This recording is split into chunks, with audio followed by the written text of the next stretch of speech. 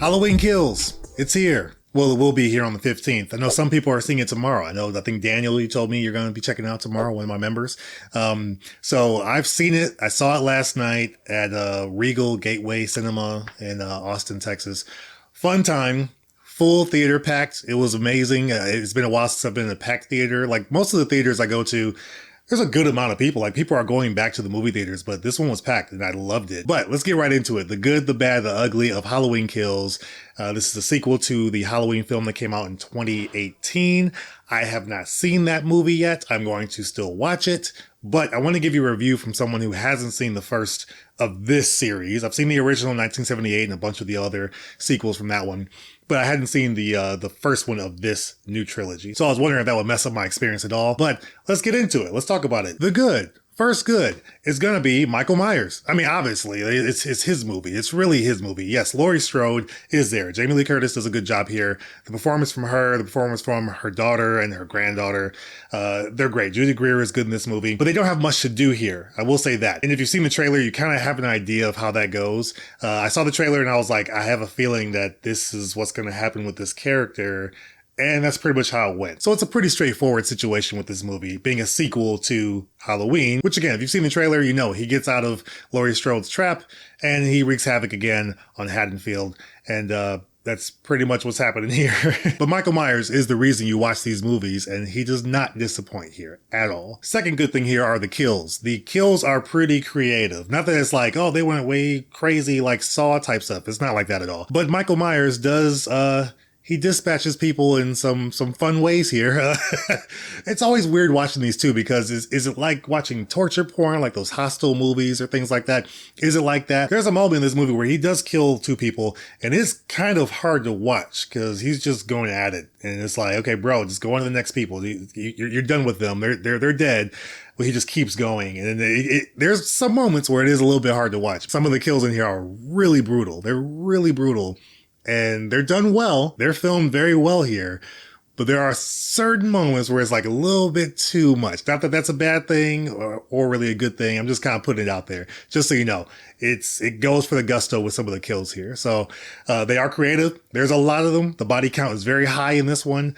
Again, I don't know what it was like for the first one, but in this one, the body count is very, very high. And some of the kills, I would just like, yeah, they made me squirm a little bit because I felt like it was happening to me. So from that aspect, they did a very good job with the kills, very creative. And that's what made it a lot of fun. A lot of the moments from the audience were obviously from the kills, just like, oh, or like, oh, God, just like hearing that throughout the theater was amazing. And that's why this was one of the most fun experiences I've had in a movie theater in a while. So from that aspect, you would really enjoy it in the theater. I think that's the best way to view this. If you can, it is streaming on Peacock as well, if you have that streaming service. But I would suggest seeing it in a theater if you can, because that's probably the best way to see it in a theater with other people. Another good thing that I liked here is that if you've seen the original Halloween film that came out in 1978, you'll pretty much be up to speed on what's happening here. This movie is more focused on the people of Haddonfield and how they've been affected by Michael Myers going on his different rampages. The first movie I feel was more on Laurie Strode and her situation and her family. This one, that's based on what I know from the trailers and what I've read. This one, it seems like it's more on the people, like the town, the actual people that live in this town, more so than Laurie Strode and her family. That I like though, because you kind of got more of an idea of how this town has been affected by him and what they know about him being either the boogeyman or, which is just more of a supernatural figure or the real thing. And so like you see different aspects of that, which was really cool to see. It was also cool to see some of the scenes that they added from the original 1978 film and then films that they reshot to look like it was from the 1978 film in some of the flashback scenes. That was really cool to see. Officer Hawkins, you see some of his backstory and kind of what happened with him and Michael Myers and one of his partners.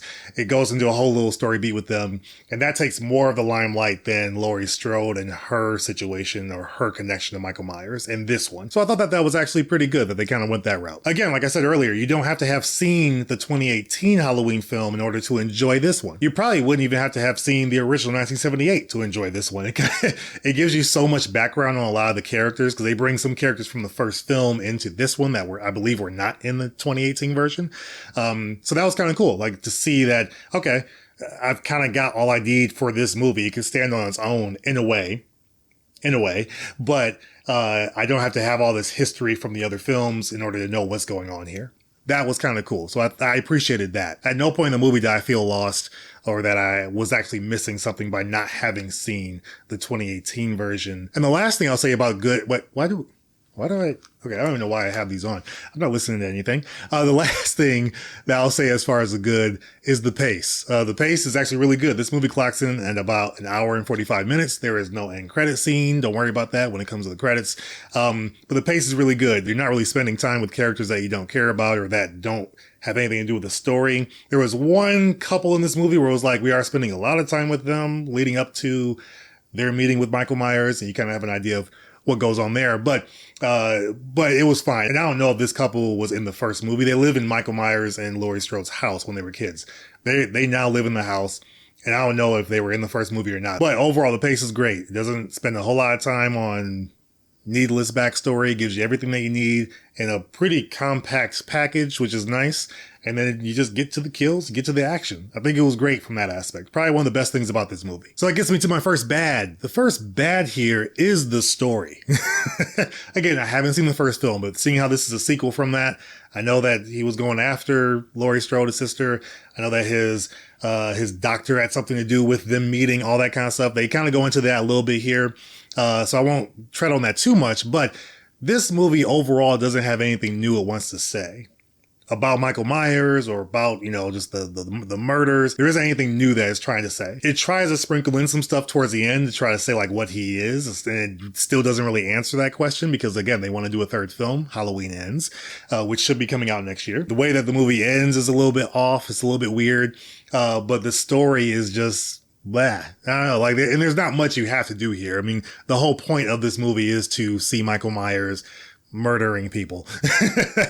I get that. But at the end and in a couple spots throughout the movie, they try to add some additional lore to the movie and then also kind of try to change up the focus on, again, Officer Hawkins and things of that nature, which I applaud them for trying, but there really wasn't anything that they added or accomplished in this film other than showing you some creative kills and letting you know there's going to be a third movie. That's really kind of how this goes. The second bad thing for me outside the story is the dialogue. The dialogue's really campy. It's really cringy. There's a point in this movie, and it might even be the slogan like evil dies tonight or Michael Myers dies tonight or Michael dies tonight. I think it was evil dies tonight.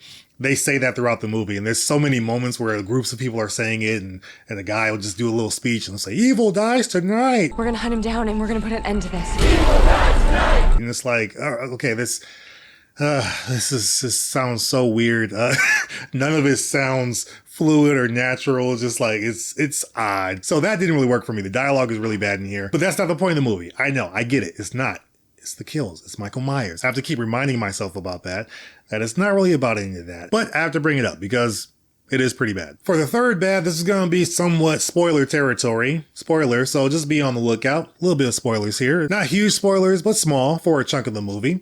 And I'm surprised I'm actually using this as a bad because I'm going to compare the movie to a Star Wars a little bit. 2 Star Wars films to be exact. The Empire Strikes Back and The Last Jedi. I'm sorry, I said The Last Jedi. I did. I mean, you see I've got that up there, so obviously I like something about some of those movies.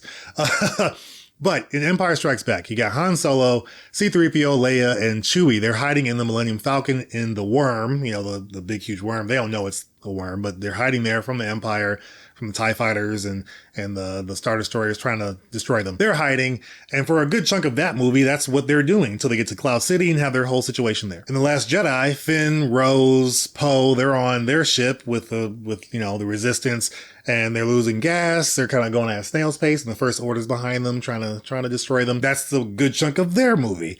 This movie has Halloween Kills, at least has a version of that. The people of Haddonfield, they are trying to pretty much go find Michael Myers and kill him. They're like, we've had enough. We're going to take care of this. But then they think one of the mental patients that escaped from the bus accident from the first movie is Michael Myers, and that he's at the hospital now. So they're trying to chase him throughout the hospital. That's a good chunk of the movie. They're them chasing him, this guy who obviously is not Michael Myers. He looks like the Penguin from Batman Returns. long hair, short, all that kind of stuff, fluffy. And so it's obvious that it's not him. Michael Myers is a big guy. He's probably like, what, like 6'7", 6'8"? I don't know. But he's a big guy. It's obvious that it's not him. But most of the movie, they're chasing this guy throughout the hospital and trying to catch him. But it was just annoying. Like, why are we spending so much time on this? And it was so obvious that, again, there wasn't much that this movie had to say. There wasn't much they had for the characters to do, at least the other side characters, if you weren't going after Michael Myers. So it was just like, I don't know. That part was a little bit annoying because so much time spent on that, to where when the movie ends, and again, this is a big spoiler, you find out that it doesn't matter how many people go after Michael Myers, you cannot kill him. It's just what it is. They try to go into a little bit of detail on that, but they still don't answer, like, okay, is he possessed? Is he a demon? Is he a spirit? Like, what's causing him to be able to do all these things and not die after being stabbed multiple times, shot multiple times, beat with bats and poles, all that kind of stuff? They don't answer it. They don't go into it because they want to save it for the third film. I get it. But Laurie Strode has a little monologue at the end where she's kind of talking about it, and Officer Hawkins is talking about how it's his fault that Michael Myers is still here and he could have killed him, all that kind of stuff. I don't know. They just rehash some things from the original first movie, and then they bring it back here, and it just doesn't add anything to the experience. Like, the kills are great. Seeing Michael Myers go at it with these different people is great. It's a wonderful time. But from a story aspect, nothing new to say. And that's a little bit unfortunate, but I still had a fun time. I had a really fun time. So if that's, for any reason that you're going to see this movie, I think you'll enjoy it overall. But you might also agree with me that there really was nothing new here as far as what they were trying to do with the character or with the lore or the background, anything like that. They bring up a few little tidbits, but nothing's answered. And it's so obvious because, again, they want to do this third movie. So I get it from that aspect. Have you seen Halloween Kills? Are you planning on seeing Halloween Kills? Let me know in the comments below what you think of it after you've seen it. I'm interested in what you guys think. Am I completely off base with my thoughts on this film? Let me know. I want to hear from you guys. Overall, I did have fun with the movie. It's got its issues, but it is a fun sequel. In this case, for me, it's the first of this new series that I'm watching, but I did have fun with it. But overall, the theater experience for me is what was really great and what I really enjoy, because I love seeing people's reactions and hearing people's, gasps and all that kind of stuff. It's fun. To my hyper crew, Brian Tidwell, Steve O, Slepnir, Daniel Lopez, Jonathan Cedarland, Kratos, and William Cooper. Thank you guys so much for being a part of that top tier crew. I really appreciate you guys. To all my members and my subscribers, thanks so much for supporting the channel in any way that you do. It goes a long way and it helps me do what I do each day. While you're still here, hit that like button if you haven't done so already, and hit that subscribe button. It helps out the channel in a big way. We continue to grow. I continue to put out some good content here for you guys, and I hope you're enjoying it. You can also check out our most popular videos on the channel and our most recent reaction or review as well over there. If you've seen all that, I'll see you guys in the comments for this. Otherwise, I will see you guys on the next video, and I hope you have yourselves a great rest of the day.